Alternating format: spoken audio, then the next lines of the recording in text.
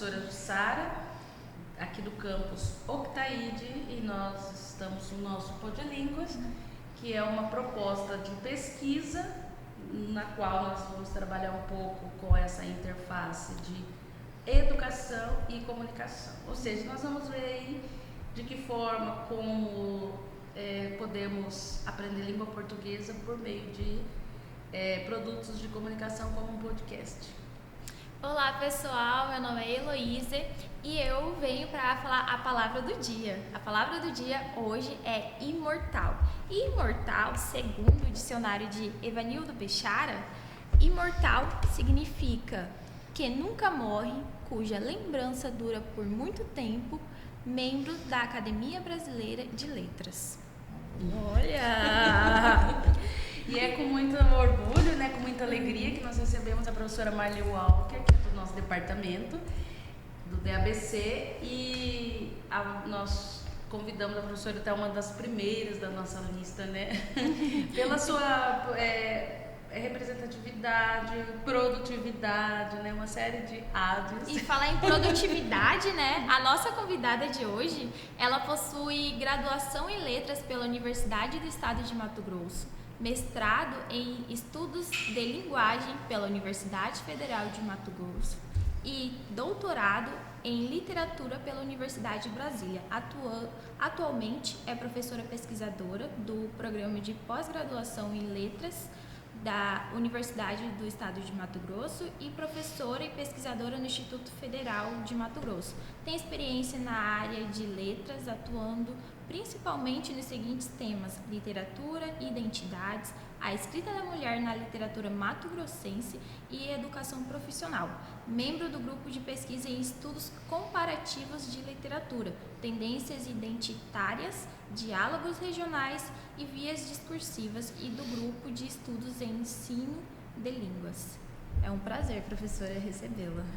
Muito obrigada, queridas. Então nós estamos aqui com a produção literária, né, da professora Marli Walker. Acho que é muito importante nós valorizarmos o profissional em vida, né? Aqui do campus. Até a pessoa morrer, coloca uma nota, foi lembrado em vida, que é a oportunidade que nós temos, né, de reconhecer, né, o trabalho. E também eu acho que é muito importante para a nossa comunidade conhecer essas mulheres que temos no campus, né? Mulheres que constroem história aqui em Mato Grosso, mulheres que têm, né, trabalhos de respeito, né, como a professora Marli Walker, uma série de produções literárias e também não literárias, né?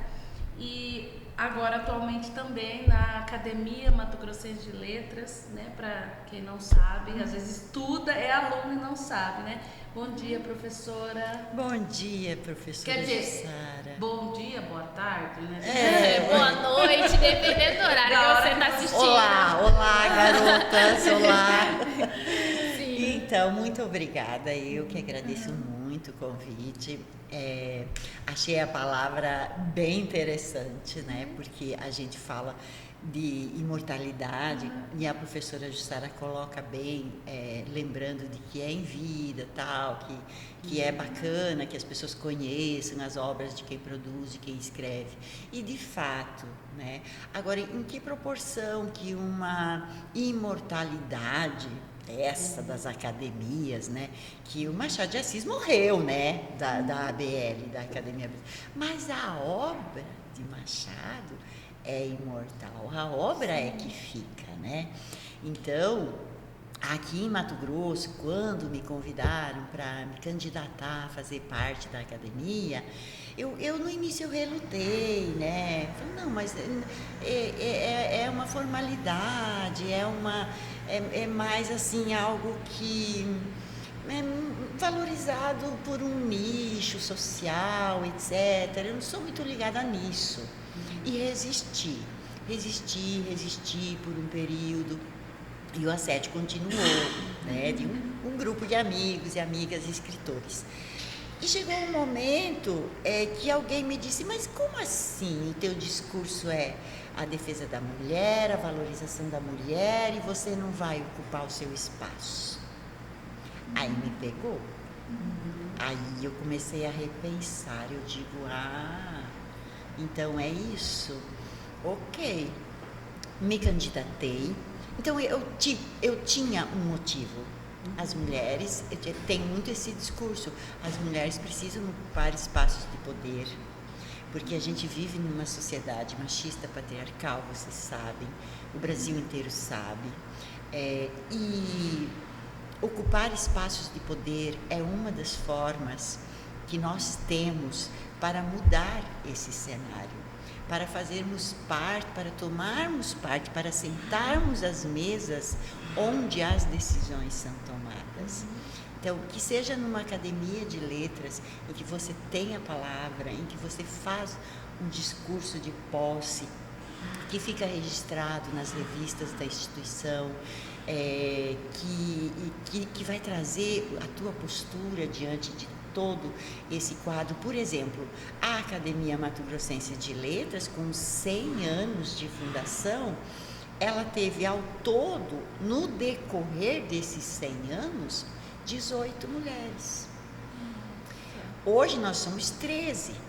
Essas 18 não foi assim, num único período, ao longo da história.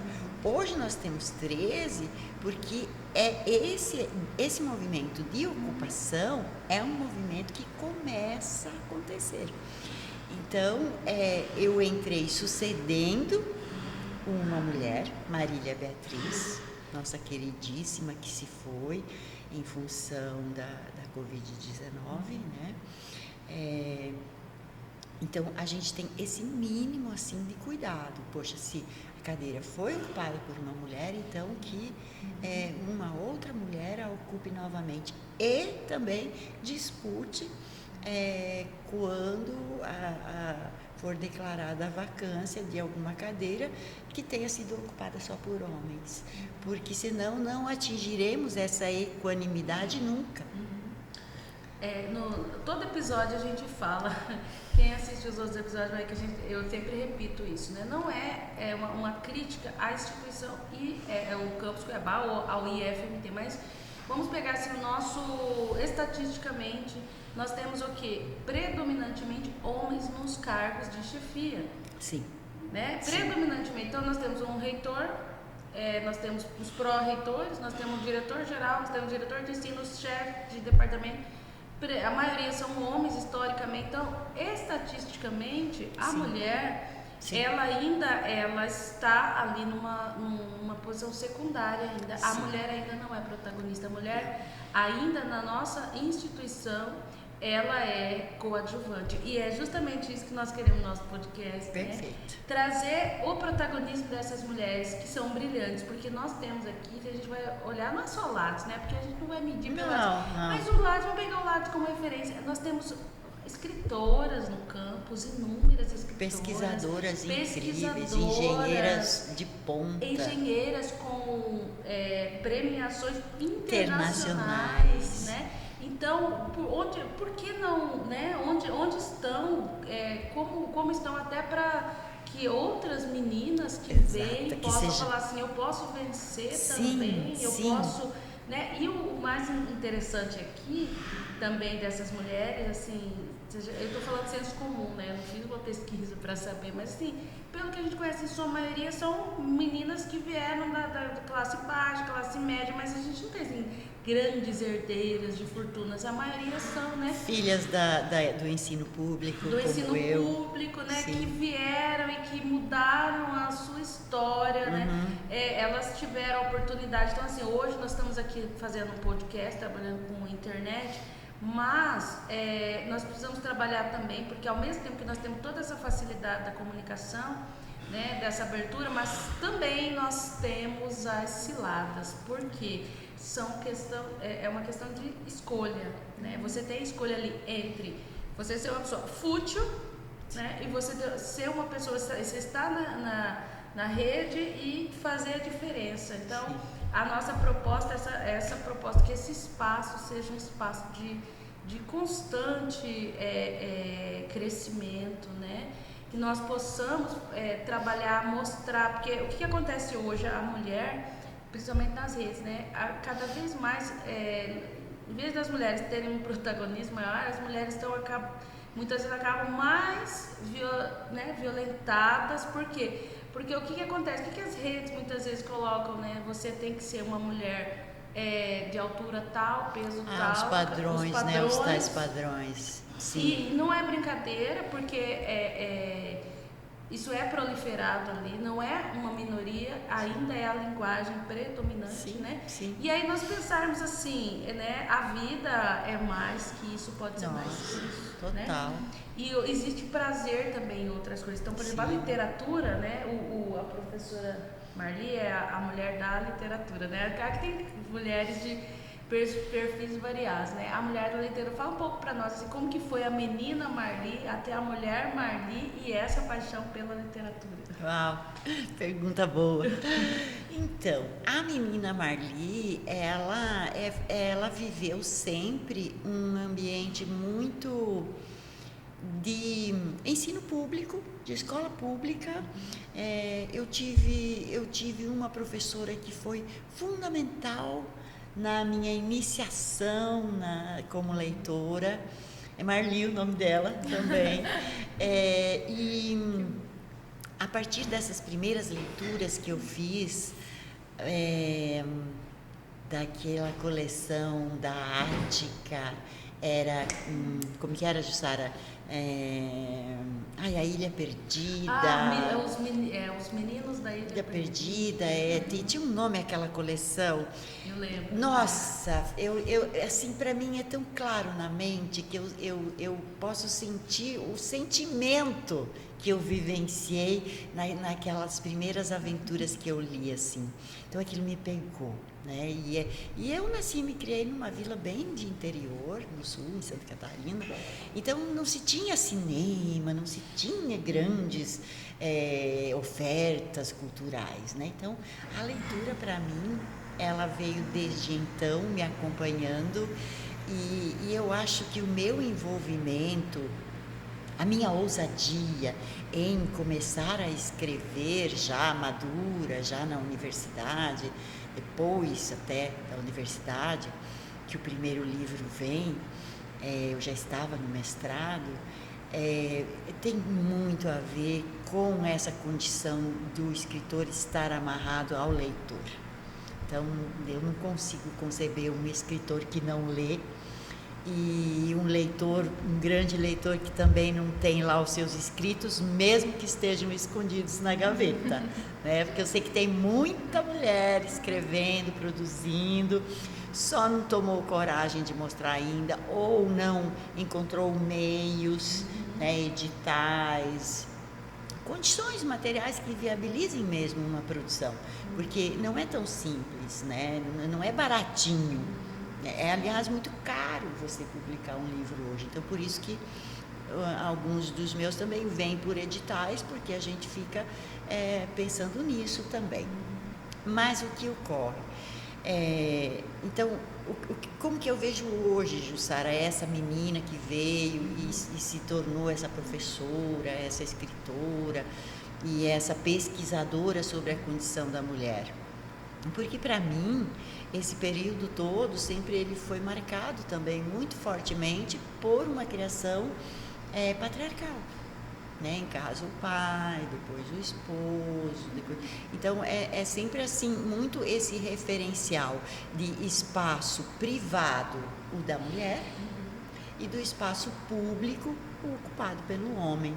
Isso na política, na cultura, na educação, você vê, mas tem muitas professoras desde sempre. Não tem muitas professoras desde sempre. Os primeiros professores foram homens. A mulher vem para o magistério quando finalmente ela conquista o direito ao trabalho, porque se considera que ela tem mais jeito no trato com as crianças. Então entra também uma condição de delicadeza, feminilidade, maternal, ligada à coisa da profissão.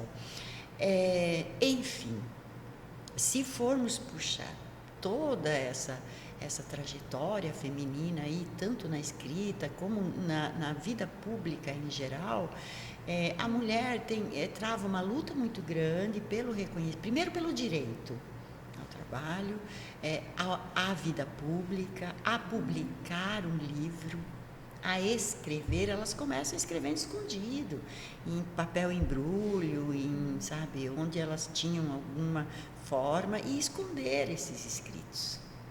Então, quando eu chego no mestrado, no doutorado, eu me deparo com a possibilidade de ir vasculhar esse passado e do porquê que a gente chega na escola ou no curso de letras e tem lá homens, homens, homens, homens, homens na literatura. Você precisa chegar no modernismo para encontrar a Raquel de Queiroz, a Lígia, a Lispector, porque você fala já, a Cecília, né? Cecília Meirelles na poesia, você fala, mas gente, até aqui, onde é que estavam essas mulheres? Essas mulheres estavam privadas desse direito de participação ativa nessa vida cultural. Então, aí eu me debruço para buscar isso justamente em Mato Grosso.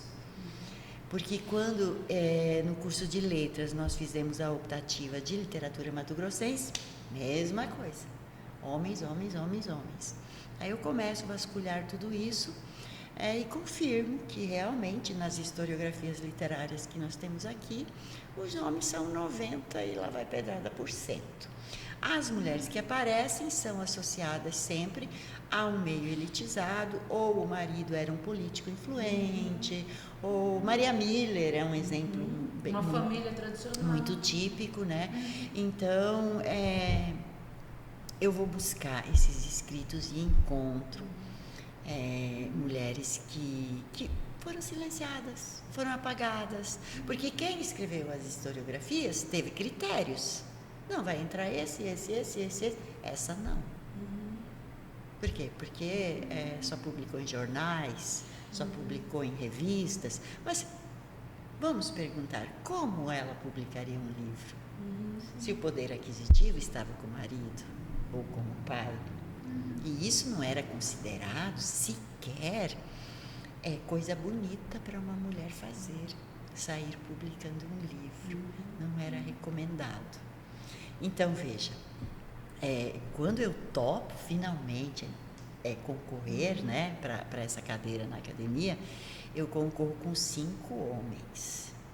Eu falei, pronto, né? Ó como que é a história, vem a vida e te bota ali com o teu discurso, né? Vamos ver. E aí tinha a condição para você se candidatar, a principal tem que ter livro escrito, pelo menos um. Então, ali tinha, por exemplo, um candidato ligado à segurança pública, né? Era um policial, um sargento, não lembro direito agora. Ele tinha um livro sobre casos específicos, né? do direito e tal, escrito. Então, ok, era um candidato, mas quer dizer, é um poder instituído, masculino por excelência, né? E eu pensei, rapaz do céu. Então a academia ela é composta assim por pessoas várias pessoas que estão ali, né, que não tem assim, que tem um livro escrito ou que publicam muito em jornais, revistas e que tem um pensamento que pode ainda estar ligado a essa tradição. Então eu vinha com o meu discurso, o discurso da mulher que vem ocupar o seu espaço, que leva Mato Grosso para além das fronteiras, com uma obra literária que é selecionada pelo MEC e vai para o Brasil inteiro, que está trabalhando com jovens, que está trabalhando a literatura mato-grossense com os jovens na escola pública. Então, eu vim muito assumindo esse meu lugar no mundo. E deu certo. Então, é também uma resposta para nós. É também uma resposta. Não podemos, né, Jussara, de repente olhar. Teve um período que ficou aqui fora no nosso hall de entrada, as fotos dos diretores, que já passaram por aqui em 100 e tantos anos, né? Gente, o dia que eu cheguei, que estavam ali expostas, eu falei, nossa, isto aqui diz muito sobre a nossa sociedade. Sim, tinha 2 mulheres, né? Mas assim, uma galeria. Praticamente, eu acho que uns 20, não contei. Mas chamou a atenção, assim, 2 mulheres.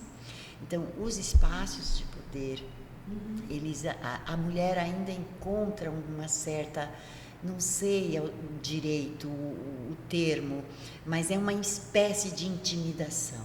Sim. Porque o patriarcado é um sistema. E todo sistema, ele é forte, ele é estruturado. Existe uma rede de proteção interna ali. Por isso que ele é sempre muito difícil romper, fissurar esses sistemas, né? Sim. Então, eu vejo assim, a nossa luta, ela talvez esteja só começando. Sim. A gente já percebeu que sim, é possível. A mulher é tão capaz quanto qualquer homem em termos intelectuais. E isso é o que move o mundo, né? Sim.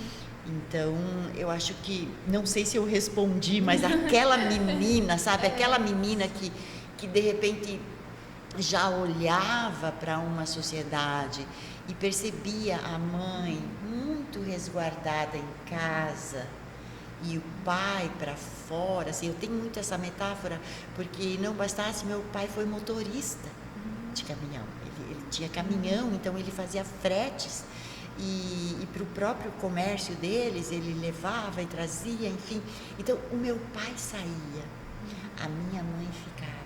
Então, isso é uma metáfora muito clara para mim do que era a sociedade e do que me aguardava. E uma pergunta, eles apoiavam você estudar, escrever, apoiavam, né? Gente, eu estou perguntando... Jussara, deixa eu te dizer. Não, termina. Eu vou dizer para vocês por que eu estou perguntando isso. Por mais impressionante que seja, quando a gente diz assim, as mulheres eram proibidas de escrever. Gente, há mulheres que ainda são proibidas de escrever. Não. É impressionante. Hoje eu tô falando daqui, tô falando do Irã, tô falando daqui, né? Eu tive uma aluna que é do interior, ela da graduação, que é no IFMT, que ela trouxe para mim um livro que ela mantém escondido de poemas. Ela falou assim, professora, este é o único livro que eu consegui esconder da minha mãe, porque ela jogou todos os meus escritos fora. Eu escrevo há muitos anos, mas todos os poemas, tudo ela queimou. Eu tenho esse aqui escondido, eu trouxe para a senhora para perguntar se eu posso ler na aula hoje. Isso foi agora, no começo do ano. Então, a gente percebe que parece que é uma coisa de antigamente, não, hoje ainda. Por quê? Ela fala que a mãe dela diz assim, isso não é coisa de mulher, não é coisa de gente, isso é feio. Ainda hoje. E, infelizmente, ainda existem algumas questões, né, que não deveria, até mesmo religiosas, não é o foco das religiões, mas, infelizmente, de muito fanatismo, muitas vezes, né, que isso... Há um certo obscurantismo, voltando aí, né, professora? Infelizmente, sim. Entendeu? Não deveria, sim. Não, nunca foi o... Porque, por exemplo, na igreja, na história da igreja, por exemplo, nós temos Teresa d'Ávila, por exemplo, né, que é da literatura espanhola, uma grande escritora, reconhecida, ou seja, uma mulher religiosa, que era freira. Então, não deveria ser, sim. Né? Sim, hoje nós temos no Brasil a menina lá, gente... da Paraíba, foi indicada agora para o Prêmio São Paulo, Maria Valéria Rezende. Ela foi uma freira, aposentou e começou a escrever, lançar os livros, maravilhosa. Exatamente, então, mas aí a gente tem um lado da religião que às vezes ofusca, né? Infelizmente, sim. Não estou condenando religião, sim, nada disso. Não é o mérito observando algumas vertentes que, sim. Infelizmente, né, não... É o que a gente percebe, né? E esse meu livro, Jardim de Ossos, Jussara, ele tem um poema que eu acho que retrata bastante essa questão que eu venho sentindo agora, muito recentemente, e é sobre esse retorno de um espectro sombrio, escuro, obscurantista que que voltou a pairar, né, sobre a sociedade brasileira. Enfim, Jussara, na minha casa, o estudo e o respeito ao professor sempre foi assim colocado para nós como segunda casa, professores, e não como pais, mas a quem a gente devia o mesmo respeito que aos pais. Então, até o ensino médio, que na época era segundo grau, todo o apoio, toda a estrutura possível dentro do que se tinha na época, porque na escola onde eu estudei até a 8ª série não tinha biblioteca. Na que eu fui fazer o magistério propedêutico, que é como um técnico, né, que os nossos queridos fazem aqui, eu fiz o magistério. E aí, passou disso, a filha mulher não saía para estudar, porque não tinha faculdade ali. Mas o filho homem, se quisesse, ia. E, de fato, o meu irmão foi, mas a filha mulher não. Então, eu temia muito, Jussara, que esse dia chegasse. E ele chegou quando eu terminei o 3º ano, terminei o estágio, terminei tudo. E daí? E agora? O que eu faria? Então, nessa cultura familiar, que eu não estou culpando meus pais, era o que eles acreditavam que era o certo, era assim, porque eles também são produto de uma sociedade discriminatória. Eles não estudaram como eu para saber que aquilo podia ter sido diferente, que aquilo... Então, não é isso, não se trata de uma culpabilização de meus pais. Os irmãos mais velhos já sabiam que as coisas estavam mudando, mas também não interferiram. Então, o que restava a uma mulher? Se casar. Então, eu me casei, muito jovem, eu pensava, bom, é isso, então vamos lá. E vim para Mato Grosso, para meio de mato, onde eu abri escolinha para alfabetizar, assim, 1ª, 2ª, 3ª, 4ª série, né? Uma fileirinha de cada. E foi também o que me manteve muito, sabe, bem, né? Longe da família e tal, essa coisa toda. E muitos anos depois eu pude fazer letras. E aí eu já estava mais madura, né? Então, o meu curso de letras, o que eu fazia, eu sentia que era diferente das colegas jovens, que ainda não sabiam direito o que queriam e tal. Então, foi com muita vontade, foi com aquele prazer de quem, na hora certa de fazer, não pôde fazer, sabe? Então, eu penso que nada pode ser barreira e empecilho para aquilo que nós queremos fazer e dizer. Você veja que tantos anos depois, eu vejo 15 anos fora dos bancos escolares, eu retorno e ali eu encontro um espaço para colocar a minha voz. E ela vem por escrito, mas é a minha voz. Então, a sociedade, ela vai tentar, sim, porque é o sistema que a gente falou, vai tentar te deixar ali dentro daquele molde, mas você pode encontrar brechas para colocar a voz. E falando sobre o gosto pela leitura, faria uma pergunta para vocês como professoras. Como que vocês como professoras podem incentivar os alunos a quererem ler, não só literatura, ler um tipo literário, um livro acadêmico, um livro de científico? Nesse momento eu aproveito esse momento para agradecer muito ao meu professor Juliano, né, que ele vem esse ano ele veio com um projeto na matéria de microprocessadores para a gente sentar e lesse livros científicos, livros técnicos da área, e eu agradeço muito ao professor por esse incentivo, sabe? Ele veio para incentivar a turma inteira, todo mundo sem distinção. Muito obrigada, professor, por esse incentivo, muito obrigada pelo aprendizado.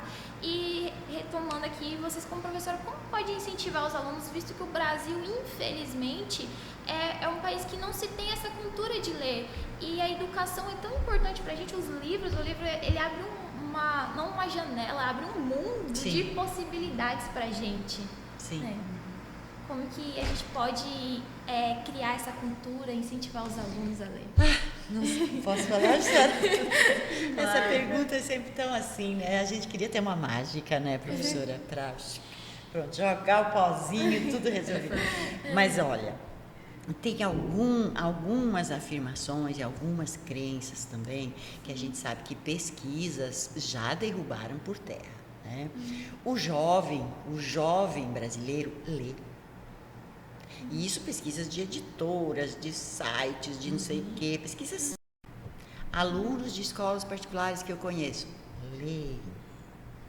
Pode não ser aquele livro chato, enjoado, vamos falar aqui para nós uma linguagem clara, né, gente? Estamos em 2022, jogar um José de Alencar para um menino, uma menina na sétimo, oitavo ano, nono ano hoje, é meio que assassinar mesmo, nova, A né? vontade de ler, né? Então, eu penso que a literatura contemporânea, ela é uma grande aliada nessa busca por leitores. A gente tem escritores jovens, escritoras incríveis que vão trazer protagonistas que me dizem muito sobre esse mundo em que eu estou, sobre esse sistema em que eu estou, que acontece mesmo uma empatia com aquela personagem, ela me representa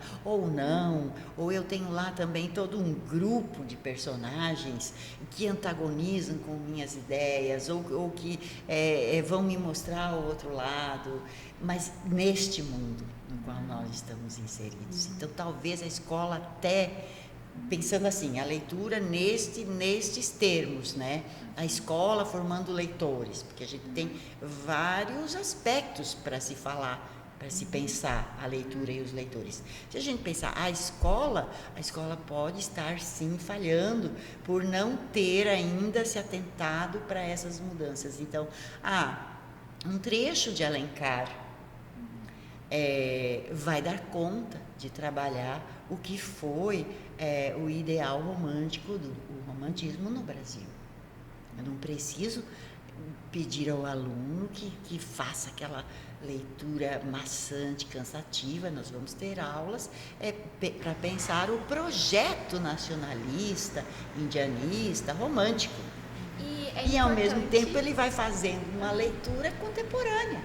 Nada impede. É importante lembrar também que cada pessoa é um ser único, cada um tem um gosto. Tem gente que vai amar literatura, tem gente que vai amar livros técnicos, sei lá, sobre a área que ela goste. Sim. Tem gente que vai gostar de livros contemporâneos, cada um tem o seu gosto, né? Exato. Não queira a gente colocar uma caixinha, um padrão, você só pode ler esse tipo de livro. Agora, eu quero dizer uma coisa pra você ali, o seguinte. Você quer ficar com o músculo malhado, o que você tem que fazer? Malhar. Agora, deixa eu falar uma coisa pra você. Pra vocês aí, né? Principalmente o pessoal lá que tá assistindo. Você quer ser inteligente? Leia. Veja bem, o cérebro nosso é um músculo. Isso são, né? É a ciência que diz, não sou eu, né? Então, o nosso cérebro, à medida que nós vamos exercitando, ele vai se desenvolvendo. Você não fica burro. Ai, gente, não sei se a palavra certa é essa. Mas você não perde a sua inteligência por usá-la. Muito pelo contrário. Quanto mais você usa. E da linha Harry Potter, etc. Maravilha! É leitura. Então, quando a gente pensa... ali uma síntese. Quando você lê a obra, o que acontece com o texto literário? Ele exige aspectos cognitivos que faz com que, por exemplo, vamos supor Chapeuzinho Vermelho. Você leu a Chapeuzinho Vermelho. Quando você lê a Chapeuzinho Vermelho, por exemplo, o que a pessoa faz? A criança, ela vai ter que imaginar na cabeça dela aquela Chapeuzinho. E aí, se você pegar numa sala 10 crianças, cada Chapeuzinho Vermelho tem um tom de vermelho. Cada chapeuzinho, ela tem um tom de cabelo, um tom de pele, a estrada, a cesta de fruta, aquilo trabalha imaginação. Então, ela imaginando como é aquela história, ela constrói uma história na cabeça dela. Então, ela trabalha aspectos do cérebro, né, da memória, da criatividade, da concentração. Quando você lê um texto também literário, isso é um aspecto. Quando você lê um texto literário, por exemplo, que não precisa necessariamente, como a professora falou, é um livro, você pode ler um conto, você pode ler um poema, um texto, um extrato ali, né, do texto. O que acontece? O literata, ele é o artista da palavra. Então, a literatura, ela tem as suas nuances, né? A estrutura, por exemplo, da frase, muitas vezes, dependendo do autor, às vezes é uma estrutura inversa. Palavras rebuscadas, que a gente, para ler, precisa disso aqui, ó, dicionário. Nós estamos aqui com o Bechara, nosso querido Bechara. Então, à medida que você vai lendo, o que acontece? Tem uma palavra difícil, nós temos que consultar o dicionário, né? Você vai ler um livro, uma obra, quantas vezes você tem que recorrer a um poema, você vai dar aula, vai pegar um poema, não vai consultar o dicionário, está perdido. Vai chegar lá, tem palavras que a gente não sabe, porque não são usuais, é arte. Então, isso faz com que o aluno, ele ganhe uma riqueza vocabular imensa. Você tem vocabulário. E aí, o que acontece? Isso são alguns aspectos. Você consegue ler textos quando você consegue compreender ordem direta, metáforas, descrições, que são muito pertinentes aos textos literários, e o escritor gosta de complicar, né? Porque artista... Depende do escritor, depende. Mas tem uns que gostam de... Gente, não é complicar, tô brincando, tá? Não é complicar, mas é a arte, né? Então ele... É o estilo dele. É o estilo. Ele opta por um estilo, meio que já está nele, e aquilo se torna uma marca dele. Exatamente. Sim. E aí, decodificar, entender isso, exige conhecimento. Então, à medida que você vai lendo essas complexidades, você vai ganhando fluência na leitura. E aí, o que acontece com a pessoa? Ela, um bom leitor de literatura, que é algo muito complexo, para ele ler um livro informativo, um texto não literário, é muito mais fácil, porque ele já começou com o mais difícil. Quando você vai escrever, que é uma outra etapa, então você que é um bom leitor, você começa a escrever, você já é um escritor, que você começa a ter mais vocabulário, você consegue, você tem mais familiaridade com as palavras, e aí o processo de escrever bem vai ser você praticar e associado à leitura. Então, os ganhos são muito imensuráveis. O que acontece muitas vezes com o aluno? Ele fala assim: nossa, a professora mandou ler um livro, nossa, olha o tamanho desse livro aqui. Eu vou ver o filme, vou ver o resumo, vou perder meu tempo. Então, é a questão da consciência que a gente trabalha desde pequeno, né? Quando você tem consciência de que isso é um crossfit, tá? Então, o crossfiteiro lá, para ele ficar bonito lá, malhadão, não foi de graça. Sim. Então, ficar inteligente também não foi de graça.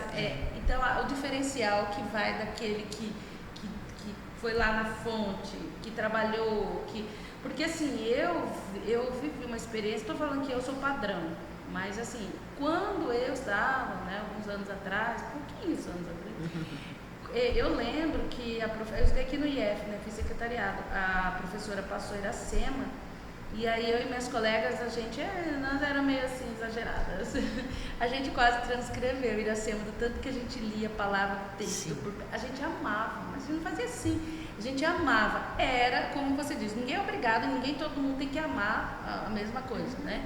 Mas era uma experiência prazerosa, não era uma experiência torturante. Então, é importante que nós pensemos isso nessa sociedade, porque as pessoas, elas estão fazendo sacrifício, muito sacrifício, mas para que o sacrifício que elas estão fazendo? Então, por exemplo, você tem que ter 1,80 m e pesar 50 quilos, aí todo mundo está fazendo sacrifício de não comer durante um mês nada, né? É um sacrifício porque ela quer chegar a um objetivo.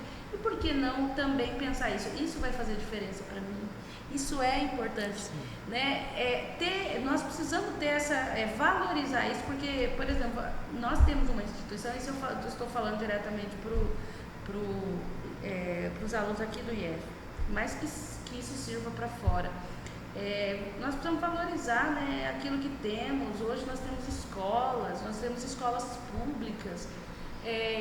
Se a pessoa não tiver quando as pessoas não tinham escola, as pessoas tinham que andar quilômetros para ir numa escola, e hoje nós temos a facilidade, a própria internet, ela possibilita isso. Nós temos um universo hoje de leitura. Por exemplo, falando de um artigo, nós falamos no outro podcast, Se é um artigo de opinião, um artigo científico, você teria que esperar a revista ser publicada e vir de navio até chegar aqui.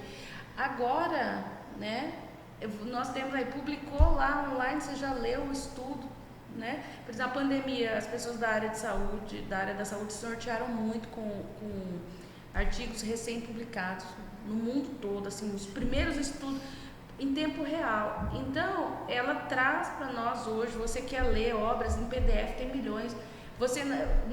Eu me lembro que quando a professora passava uma atividade de literatura, eu gostava muito de literatura, você já descia correndo para pegar o livro na biblioteca. Sim.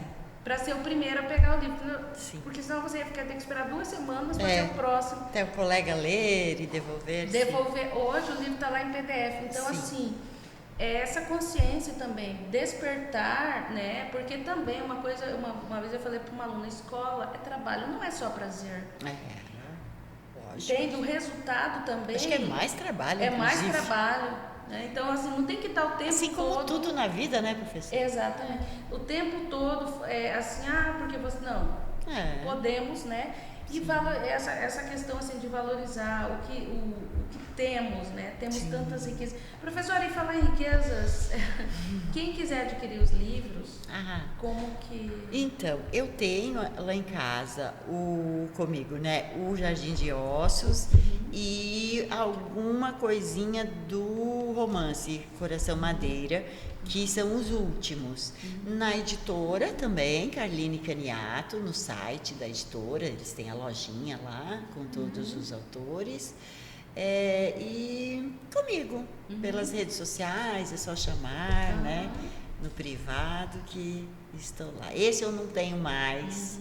Esse foi incentivo da lei Aldir Blanc, que me possibilitou publicar, e eu tenho muito carinho, porque está colocando as mulheres aí que não estavam lá nas primeiras historiografias. Então, elas agora têm uma voz. É um livro que é citado já nas pesquisas de pessoal que está olhando para a literatura escrita por mulheres, e eu digo, olha, ele já está ultrapassado. Eu quero que outros pesquisadores, outras pesquisadoras mais, encontrem mais mulheres aí que tenham ficado silenciadas, esquecidas, e que esse livro seja logo muito ultrapassado. E a nossa pergunta de praxe? Professora, na sua opinião, no campus IFMT existe machismo? Eu gostei desse pod delas aqui. Pode línguas afiadas.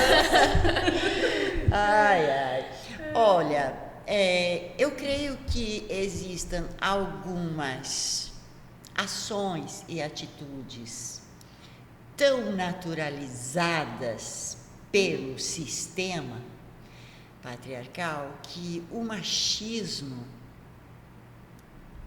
ele passa despercebido da grande maioria, mas nós que temos o olho e o ouvido treinados em função de muita pesquisa, muito estudo e muita tomada de consciência, nós vemos e ouvimos quase todo dia.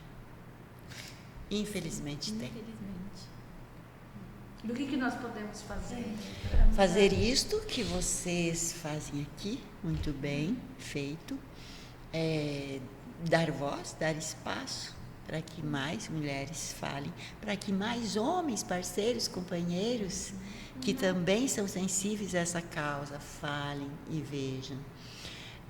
Que projetos sejam pensados também no nível de ensino, pesquisa, extensão, o que eu sempre digo para os meus alunos e alunas, gente, eu não sou contra homens. Aliás, gosto muito, eu namoro homens. Mas existe um sistema social em que esses homens, inclusive, estão imersos e em função de toda uma cultura nem percebem. Não dão, sabe, não se atentam para isso. E nós que temos, além de tudo, ainda esta função, esta missão de ir mostrando, de ir revelando, de ir reeducando. Gente, olha, foi uma maravilha. O tempo passou rápido. Foi mesmo. Bom, assim, até o próximo. Até o próximo. Temos muitos assuntos para explorar. Assim, pessoas como a Marli, pessoas ricas, né? A gente tem que obrigada. fazer por partes. Obrigada.